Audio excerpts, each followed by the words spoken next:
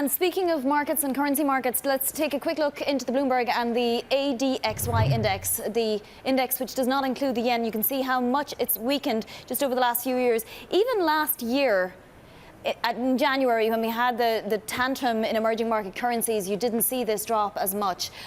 Is there the potential for an EM currency crisis, or at least turmoil? What we've seen in Turkey, what we've seen in Mexico, what we've seen in China is at a certain point, a depreciation goes from being a good thing. Why is it good? Because it enhances competitiveness, to being disruptive. It can be disruptive on the inflation side. That's what Mexico is discovering, having to hike up administered prices.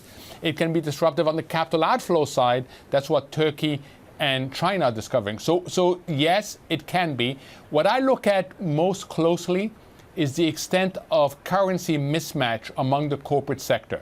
This notion that there's always an inclination to borrow in dollars, even though you're generating most of your revenue in local currency.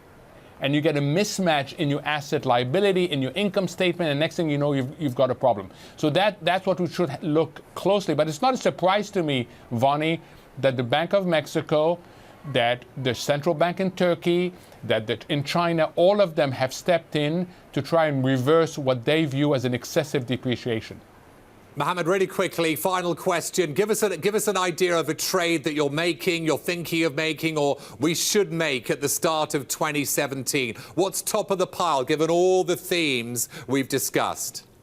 So if you've got an appetite for lots of volatility and you're able to maintain your position, then foreign exchange in emerging markets is attractive. They have overshot in many cases. They will, I think, over time come back, but it's going to be an incredibly volatile issue. So you have to put it in that part of your portfolio that can tolerate significant volatility.